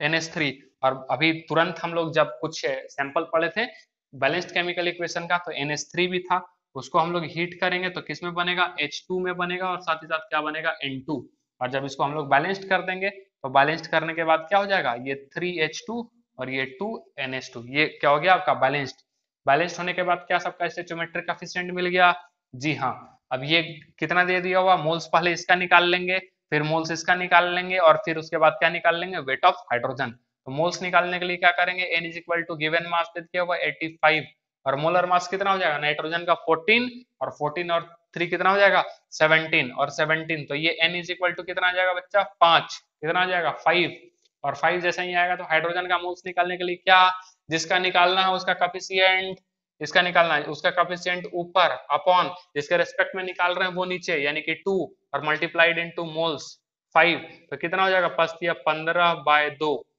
मोल्स किसका निकल गया हाइड्रोजन का, तो वेट निकाल देंगे, ठीक है, वेट ऑफ, ठीक है, wait of hydrogen, wait of hydrogen, wait of hydrogen यदि निकालेंगे तो क्या हो जाएगा यहाँ पे, मोल्स इनटू मोलर मास। तो मोल्स कितना दिया हुआ 15/2 और मोलर मास कितना हो जाएगा 2, यानी कि ये कटेंगे तो क्या हो जाएगा आपका 15, कितना आ जाएगा आपका 15। इज दैट क्लियर, समझ में आ रहा है?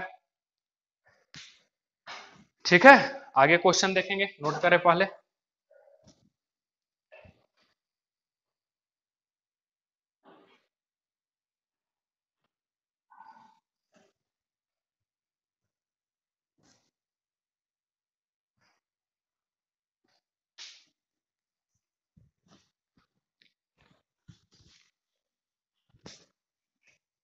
ओ सर, अरे 2 मिनट रुक जाइए ना, हो गया 15 मिनट है बस।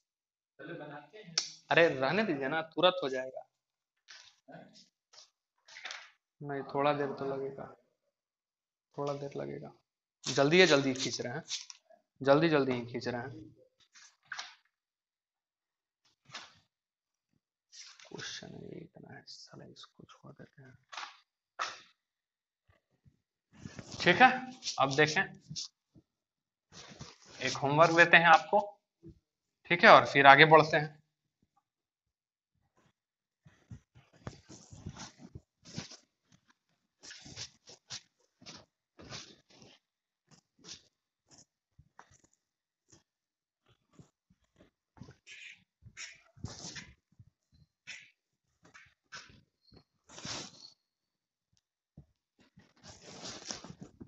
होमवर्क क्या है, बोलता है एमोनियम डाइक्रोमेट, फॉर्मूला मतलब कि पूरा ये इक्वेशन दिया हुआ है। एमोनियम डाइक्रोमेट ये दिया हुआ आपका NH4 NH4 Cr2O7।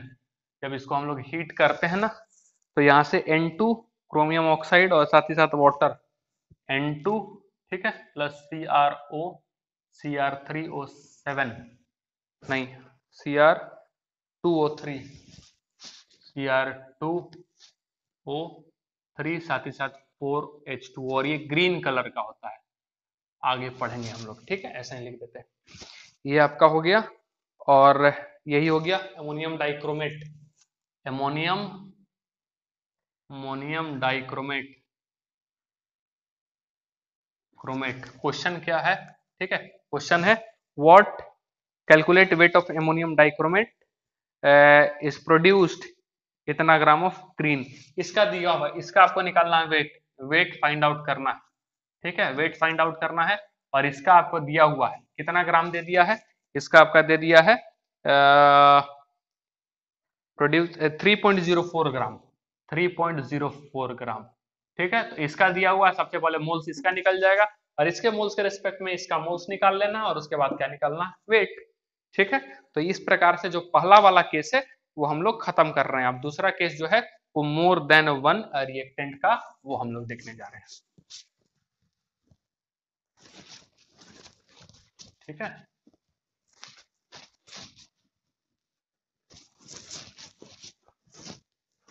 केस 2 जो है वो देखेंगे,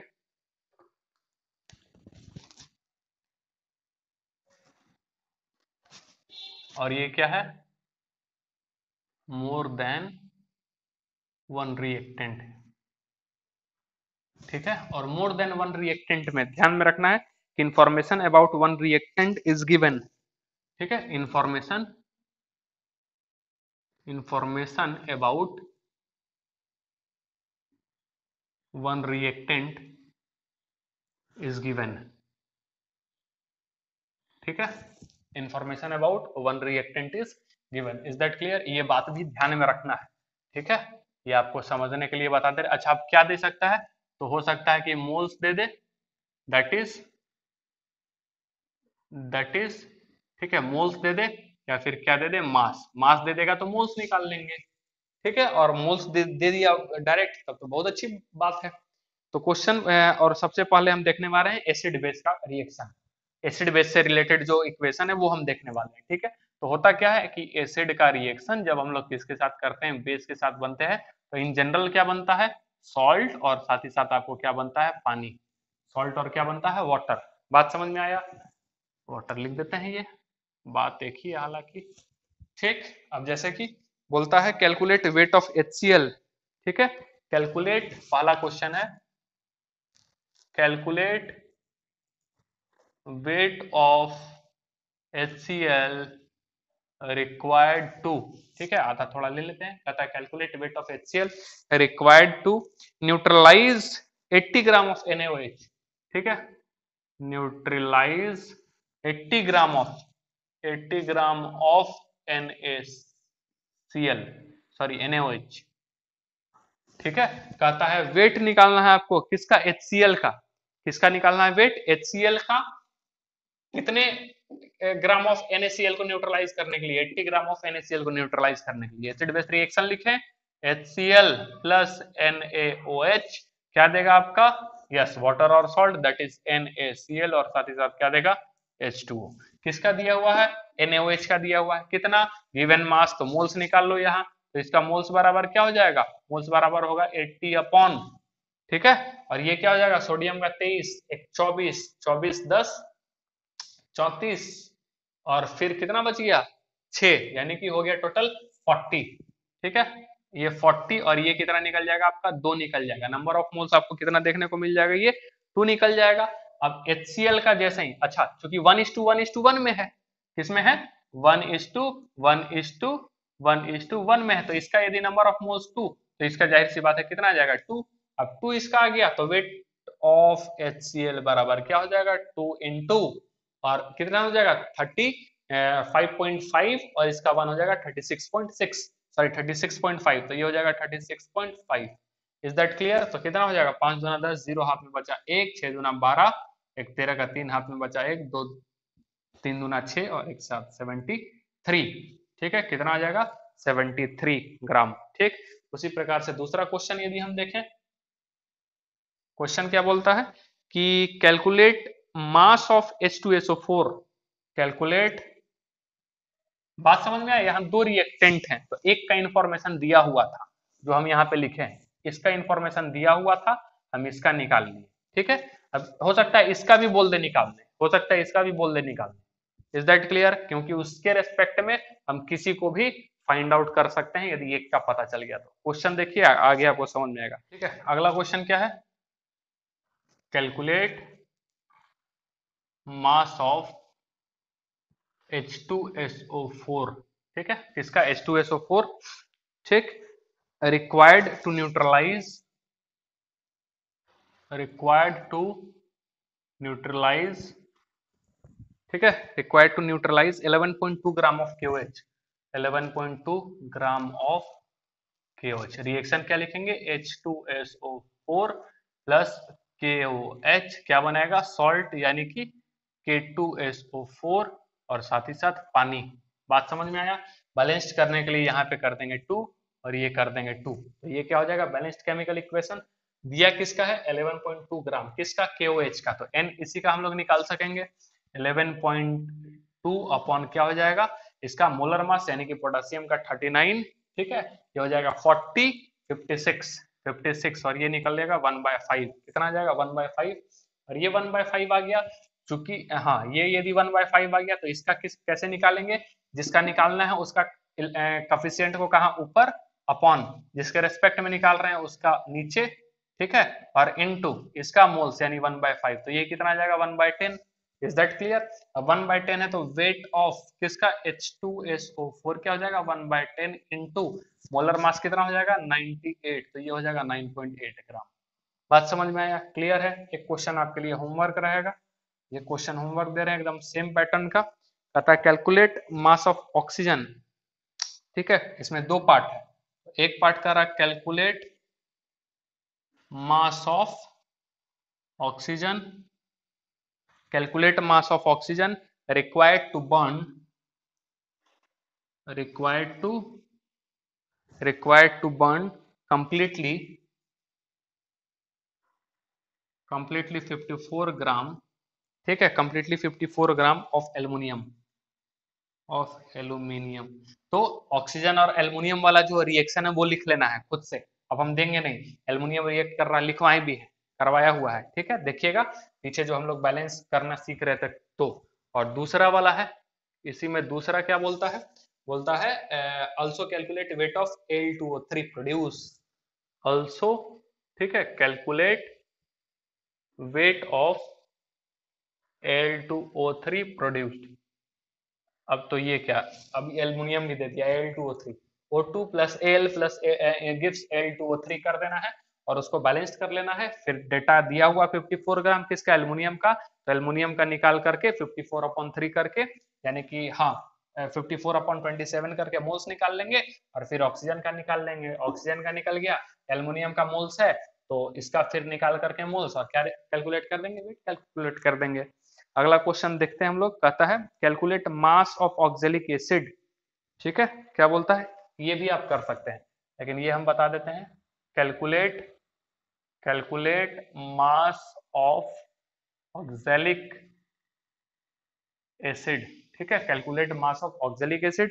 ठीक, H2C2O4 विच इज H2C2O4, ठीक है, और which is required to react, which is required to react completely, which is required to react completely with 31.6 gram of KMnO4, with 36.1 gram of KMnO4। ठीक है, KMnO4 31.6 ग्राम, सॉरी 36.1 लिख दिए, 31.6 ग्राम। ठीक है, अब यहाँ पे है तो, और साथ ही साथ आपका ये पूरा जो क्वेश्चन है ये बैलेंस्ड केमिकल इक्वेशन दिया हुआ है, that is 5 KMnO4 5 KMnO4 plus 5H2C2O4 और गिब्स गिब्स क्या कर MnO2 K2O, ठीक है, 2MnO2 प्लस K2O, ठीक है, साथ ही साथ दे रहा है ये 10CO2, ठीक है, 10CO2 और साथ ही साथ दे रहा 5H2O। ये कंप्लीट बैलेंस्ड केमिकल इक्वेशन है, क्वेश्चन में दिया हुआ है, करने की जरूरत नहीं है। ठीक है, बात समझ में आया। अब क्या बोल रहा है ना, किसका दिया हुआ क्वेश्चन में, इसका KMnO4 का, आ जाना है यहाँ मोल्स निकालना, मोल्स इज इक्वल टू क्या हो जाएगा 31.6 और अपन मोलर मास जब इसका निकालिएगा तो ये आ जाएगा 158, कितना आएगा 158 और ये हो जाएगा आपका 1/5। इसका निकल गया, निकालना किसका है, इसका, यानी ये वाला बगल का। आसान सा तरीका, मोल्स निकालेंगे, मोल्स निकालने के लिए क्या बताए हैं, जिसका निकालना उसका ऊपर कोफिशिएंट को, जिसके रेस्पेक्ट में निकाल रहे हैं उसका नीचे, यानी कि 5, ये तो 1 हो गया, और इनटू मोल्स जिसके रेस्पेक्ट में निकाल रहे हैं 1/5, यानी कि कितना आ गया 1/5। अब वेट निकालना है ना, वेट ऑफ किसका निकाल, अच्छा मास वही चीज हो गया, C2 सॉरी H2C2O4 H2C2O4 इसका निकालना है तो क्या हो जाएगा 1/5 इंटू, और इसका मोलर मास जो है वो हम लोग कैलकुलेट करेंगे, तो इसका कैलकुलेट करने के बाद आ जाएगा आपका 90, कितना आ जाएगा 90। बात समझ में आया, ठीक, ये कुछ गड़बड़ हो गया क्या, 5, एक सेकेंड सॉरी यहाँ पे 2 है, अब यही गड़बड़ रहेगा, कोफिशिएंट का तो पूरा खत्म, जिसका निकालना वो, जिसके रिस्पेक्ट में निकालना वो, तो ये खत्म हो जाएगा और ये हो जाएगा 1/2 और 1/2 तो ये हो जाएगा 2 तो ये हो जाएगा 45। इज दैट क्लियर, तो ये आपका था कैलकुलेशन। और इसमें एक क्वेश्चन हो सकता है, calculate volume of CO2 gas produce at STP, दूसरा भी है, बता ही लिख देते हैं उसको भी, पार्ट 2 इसी का है। ठीक है,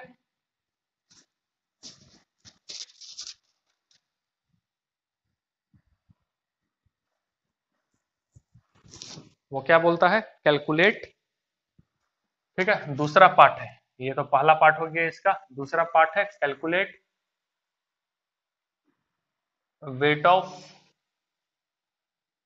CO2 at STP, at STP क्या निकालना आपको, CO2 का वेट, तो अब इसका दिया हुआ, अब CO2 का क्या निकाल लेंगे हम लोग, मोल्स, तो CO2 का मोल्स निकालने के लिए फिर क्या करेंगे, सेम चीज आ जाएगा आपका, क्या आ जाएगा इसका, जिसका निकालना कोएफिशिएंट ऊपर अपॉन जिसके रेस्पेक्ट में निकालना, ये हो जाएगा 2 और इनटू ये 1/5।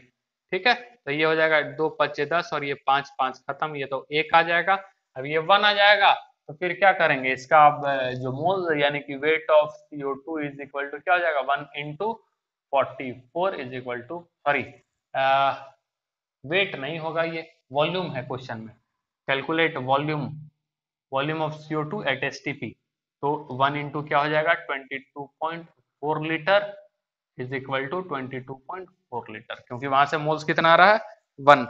ठीक है, तो ये आपका कौन से कॉन्सेप्ट पे हो गया, केस 2। अब हम लोग देखेंगे केस 3। ठीक है, क्या देखेंगे, केस 3।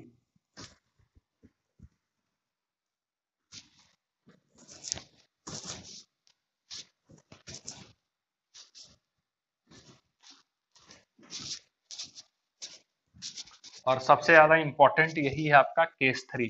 ठीक है,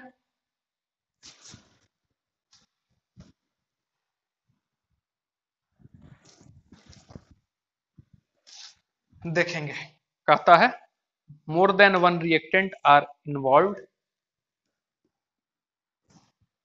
केस 3।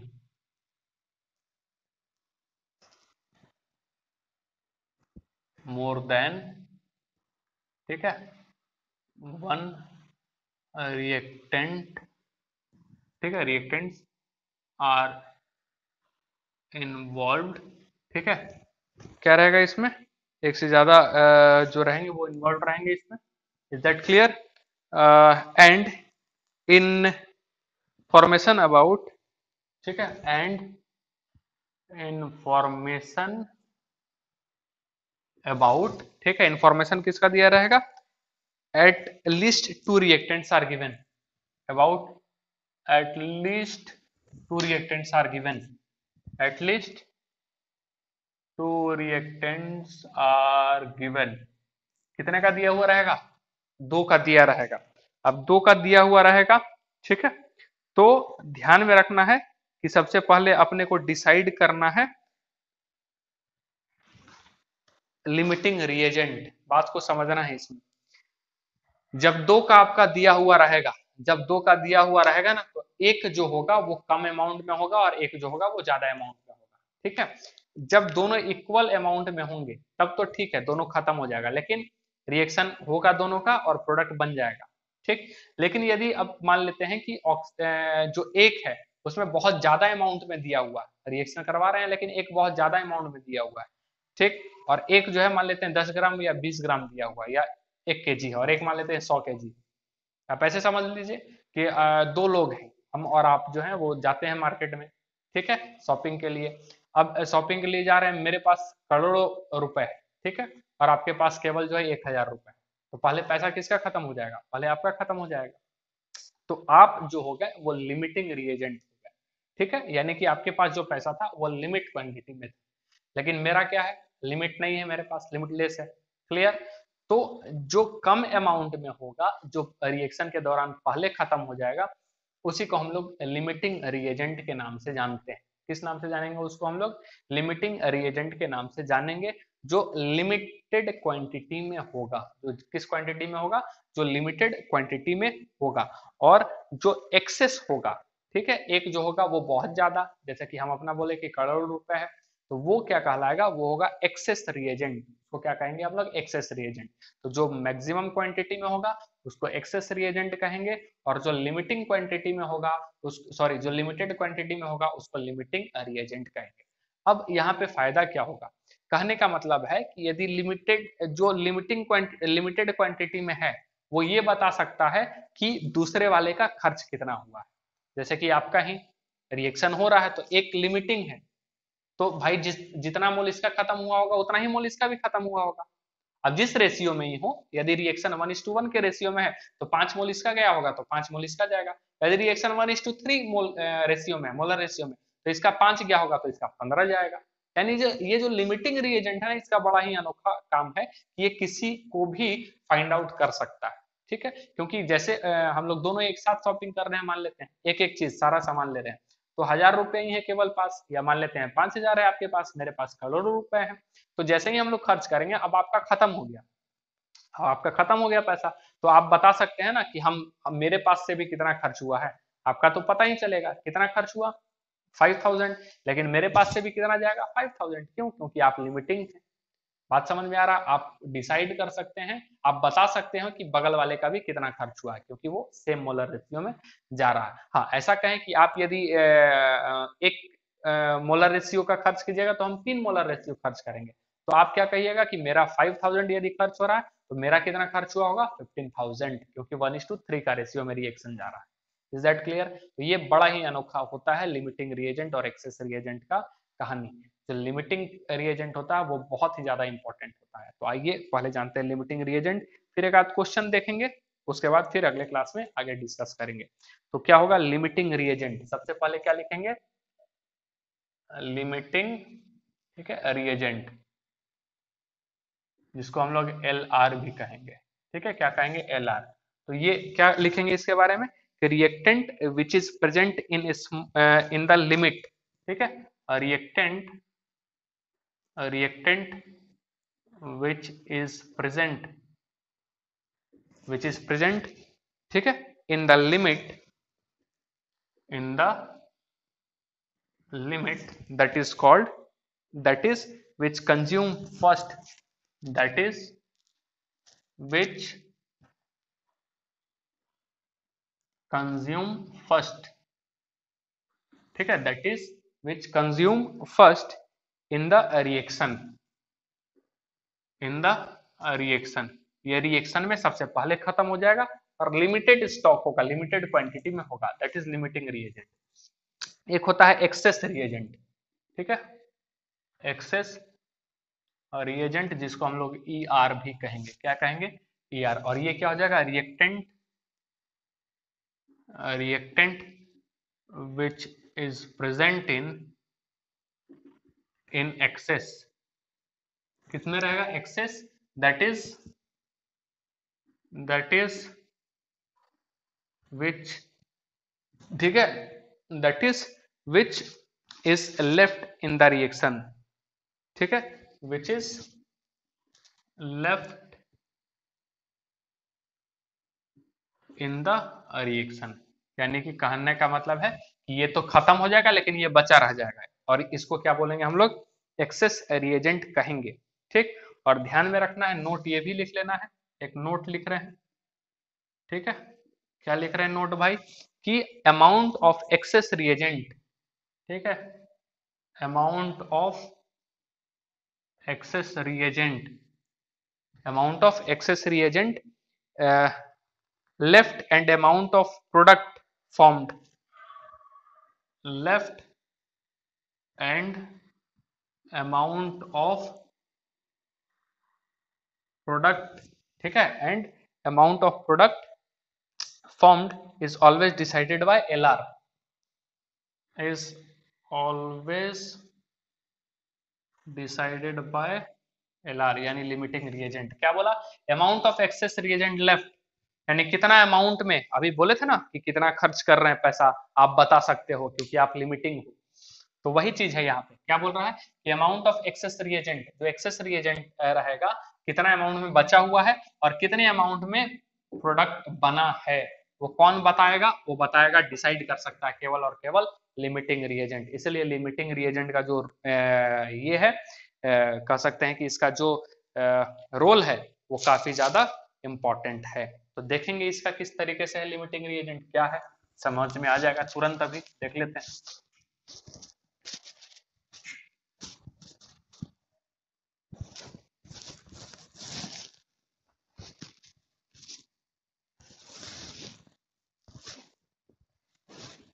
ठीक है,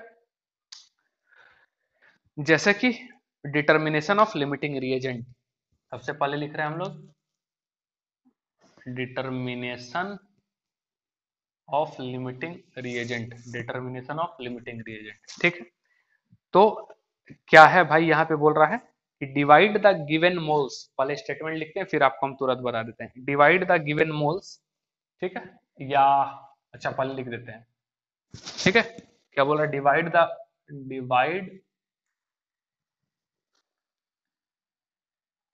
डिवाइड द गिवन मोल्स, ठीक है, क्या बोल रहा है? Divide the given moles of reactant, of reactant with respect with respect sorry reactant with their respective with their ठीक है respective ठीक है with their respective stoichiometric coefficient respective stoichiometric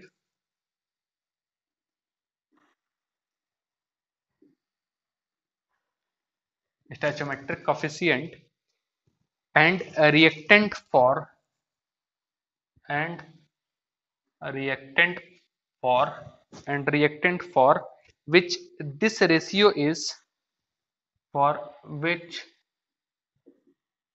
this ratio is and which this ratio is minimum will be limiting reagent minimum will be limiting reagent ठीक। अब क्या statement है वो पूरा समझना है एग्जांपल के तौर पे।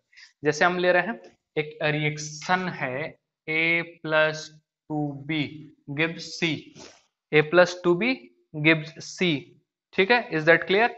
और ये बैलेंस्ड केमिकल इक्वेशन है बैलेंस्ड केमिकल इक्वेशन समझना है बैलेंस्ड केमिकल इक्वेशन है। अब क्वेश्चन में पहले से ही दिया हुआ है गिवन है गिवन क्या है बेटा इसका मोल्स इसका n बराबर मोल्स कितना दे दिया हुआ है 5 और इसका मोल्स कितना दे दिया हुआ 8 कितना इसका मोल्स दे दिया है 5 और इसका मोल्स दे दिया 8 बात समझ में आया क्या बोले हम इसका मोल्स दे दिया 5 इसका 8 ये गिवन है ठीक। अब आपको निकालना है लिमिटिंग रिएजेंट कौन है क्या निकालना है लिमिटिंग रिएजेंट कौन है तरीका जो इसका स्टोइचोमेट्रिक कोएफिशिएंट दिया है अपॉन मोल ऊपर में हम कर रहे हैं stoichiometric coefficient 1 upon mole is equal to 5 ये क्या आ जाएगा आपका 1/5 ठीक है कोई दिक्कत नहीं जो कह रहे हैं वो समझ लेना है अपने मन में ही सेट कर लेना बोल के कहीं लिख लेना। इसका निकालने का तरीका ये क्या हो जाएगा स्टोइचोमेट्रिक कोएफिशिएंट 2 और ये हो जाएगा आपका 8 कितना हो जाएगा 2 8 दैट इज ये क्या हो जाएगा 1/4 ये क्या हो जाएगा आपका 1/4 ठीक है सॉरी उल्टा हो गया लगता है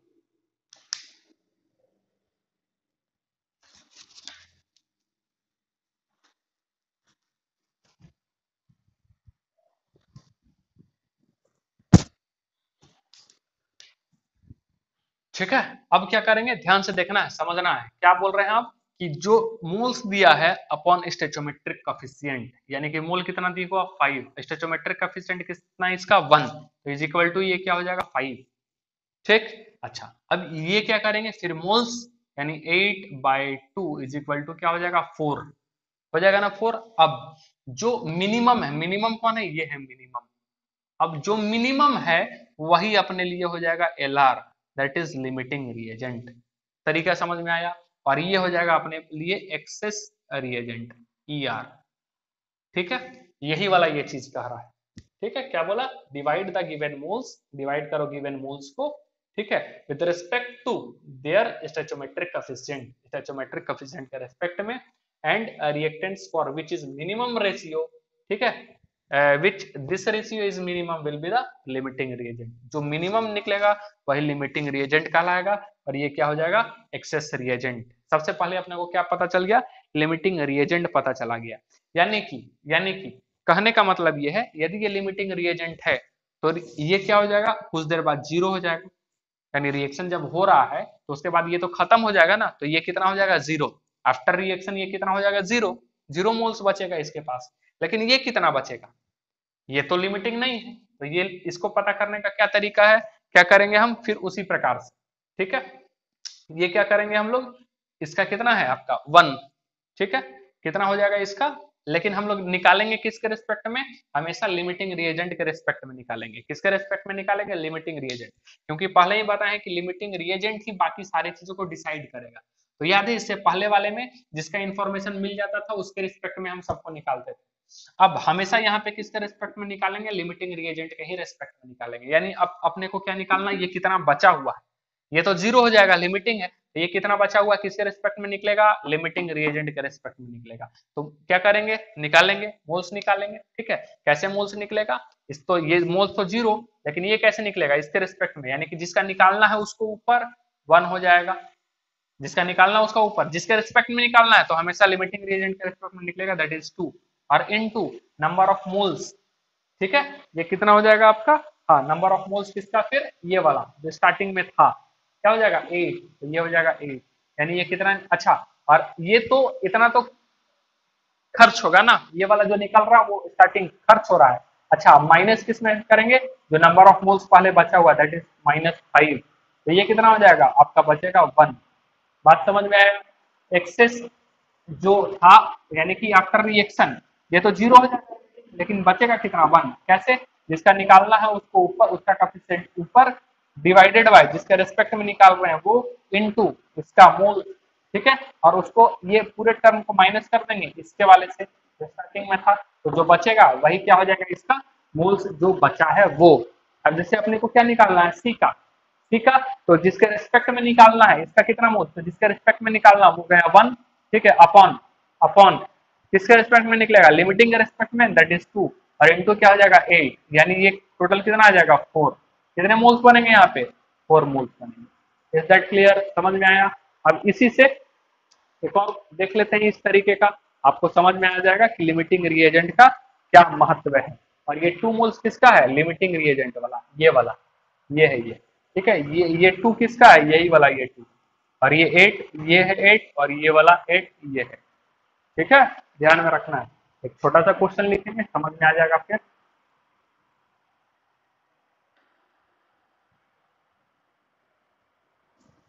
ठीक है, जैसे ये दिया हुआ है 2H2 2H2 plus O2 gives 2H2O। ठीक है, ये आपका कितना दे दिया हुआ, 10 ग्राम, N बराबर कितना दे दिया हुआ, 10 ग्राम, और ये कितना दिया हुआ बेटा, 96 ग्राम, 96 ग्राम। ठीक है, ये 10 ग्राम दिया और ये 96 ग्राम। ठीक, अब क्या करेंगे, नंबर ऑफ मोल्स, और ये तो मास दिया है ना, वेट दिया है आपका। ठीक है, अब नंबर ऑफ मोल्स निकालने के लिए क्या, गिवन मास, इसको थोड़ा ऊपर लिख दें।